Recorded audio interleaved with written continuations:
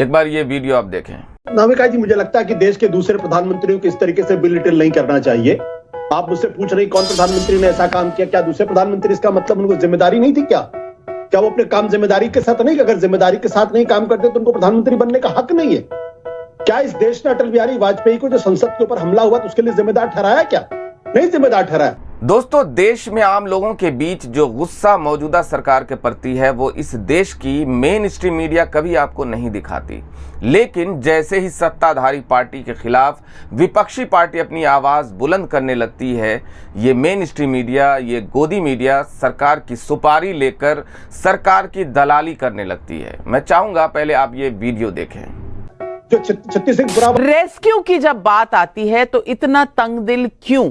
इतना तंगदिल क्यों कि एक इकोसिस्टम आज लगा हुआ है ये बताने के लिए कि ये डाइवर्सिटी है, ये मोदी का कमाल नहीं है, ऐसा क्यों? आशुतोष जी, इस पर आपने कुछ नहीं कहा। नहीं, मैं तो स्पष्ट तौर पर कहना चाहता हूं इसमें देश के प्रधानमंत्री का क्या काम है या देश के मुख्यमंत्री का क्या, प्रदेश के मुख्यमंत्री का क्या काम है?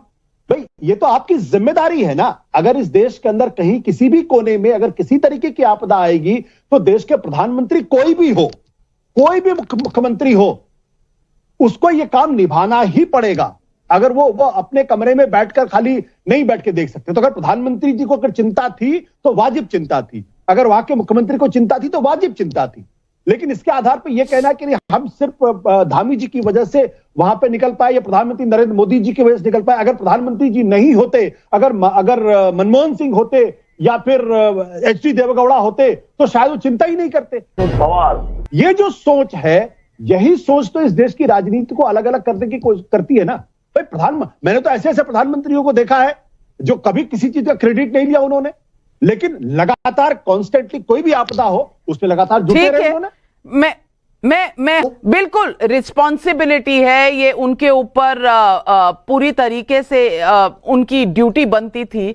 लेकिन जिस तरह से ये काम हुआ, वहां पर केंद्रीय मंत्री बैठे हैं, मुख्यमंत्री बैठे हैं, वाकई अगर आपको कोई इस तरह का वाकया याद हो कि हादसे में इस तरह से काम हुआ है तो याद करा दीजिए, हम भी अपनी याददाश्त दुरुस्त कर लें। अभी बदत है भाई, अभी बदत है। नामिका जी, मुझे लगता है कि देश के दूसरे प्रधानमंत्रियों को इस तरीके से बिलिटिल नहीं करना चाहिए। आप मुझसे पूछ रही कौन प्रधानमंत्री ने ऐसा काम किया, क्या दूसरे प्रधानमंत्री, इसका मतलब उनको जिम्मेदारी नहीं थी? क्या वो अपने काम जिम्मेदारी के साथ नहीं, अगर जिम्मेदारी के साथ नहीं काम करते तो उनको प्रधानमंत्री बनने का हक नहीं है? क्या इस देश ने अटल बिहारी वाजपेयी को जो संसद के ऊपर हमला हुआ तो उसके लिए जिम्मेदार ठहराया? क्या नहीं जिम्मेदार ठहराया? जो छत्तीसगढ़ वाला जो जब मैसेकर हुआ था, क्या उसके अटल बिहारी वाजपेयी को जिम्मेदार ठहराया? नहीं जिम्मेदार ठहराया।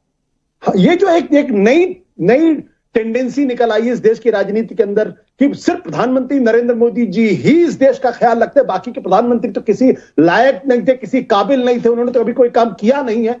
कृपया इस चीज को इस तरीके से कह के देश के बाकी प्रधानमंत्रियों का अपमान न किया जाए। मैं ये गुजारिश करूंगा आपसे भी और बाकी तमाम लोगों से भी। बिल्कुल कोई नहीं कर रहा। और 2008 में भी किसी ने नहीं 2008 में भी किसी ने डॉक्टर मनमोहन सिंह को इसके लिए रिस्पॉन्सिबल नहीं ठहराया था, तो ये भी आप मत भूलिए। लेकिन आप डिबेट को तो फिर से दूसरे डायरेक्शन में ले रहे हैं।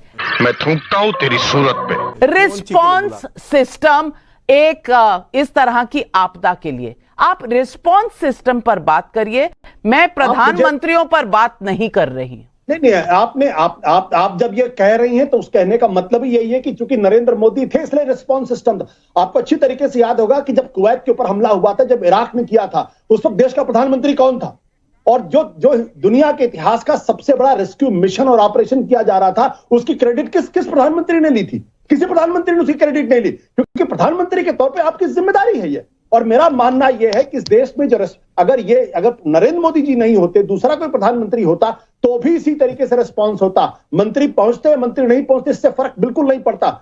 फर्क इस बात से पड़ता है कि आप अपना रिस्पॉन्स किस तरीके से करते हैं। और मेरा मानना है कि भारत की जो बहुत अच्छा आर्ग्यूमेंट है आशुतोष जी, बहुत अच्छा आर्ग्यूमेंट है, लेकिन आपने एक शब्द भी नहीं किया क्योंकि माहौल ऐसा बनाया गया था। 4 दिन से हर्षवर्धन त्रिपाठी जी, कह दीजिए अगर मैं गलत कह रही हूं, 4 दिन से यही कहा जा रहा था, अरे तेजस उड़ा रहे हैं उत्तरकाशी में, हमारे वर्कर वहां पर फंसे हुए हैं, इनको कोई फिक्र नहीं। कोई कह रहा था, कोई कोई कह रहा था कि ये अपने इलेक्शन में कैंपेनिंग कर रहे हैं, उत्तरकाशी नहीं आएंगे, इनको उत्तरकाशी जाना चाहिए था।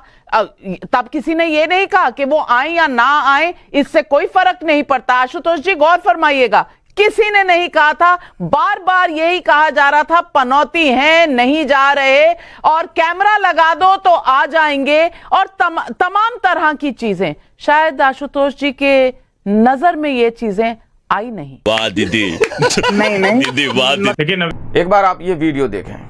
क्या मैं फिर से कह रहा हूं, जो लोग आज मुन्ना कुरैशी को हीरो बना रहे हैं और उसको मुसलमान होने की वजह से हीरो बना रहे हैं, वो हम सब का हीरो है। लेकिन वो मुन्ना कुरैशी या वसीम खान हो, जो लोग हैं वो घटिया हरकत कर रहे हैं।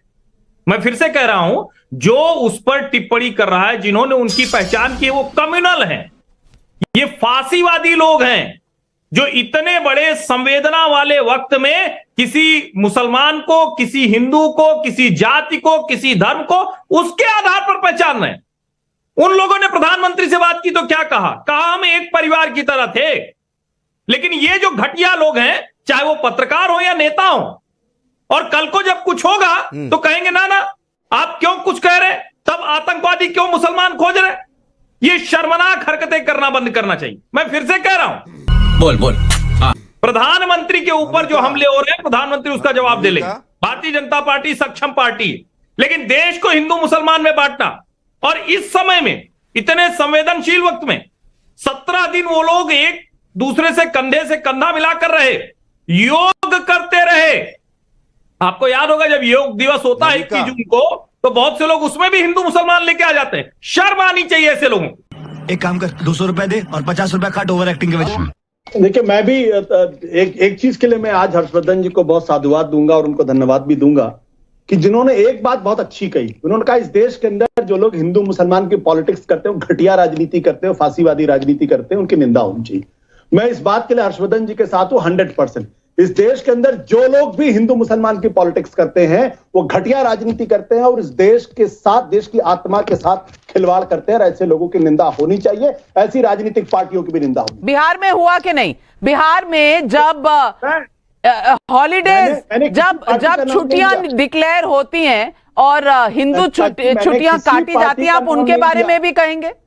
मैंने किसी पार्टी का नाम नहीं लिया, मैंने भारतीय जनता पार्टी का नाम नहीं लिया, मैंने नरेंद्र मोदी जी का नाम नहीं लिया, मैंने अमित शाह का नाम नहीं लिया, मैंने योगी आदित्यनाथ का नाम नहीं लिया, मैंने राहुल गांधी का नाम नहीं लिया, मैंने लालू यादव का नाम नहीं लिया, मैंने भी राज्य का नाम लिया, किसी पार्टी का नाम नहीं लिया, मैंने भी किसी राज्य का, मैंने सिर्फ मुद्दे का नाम लिया।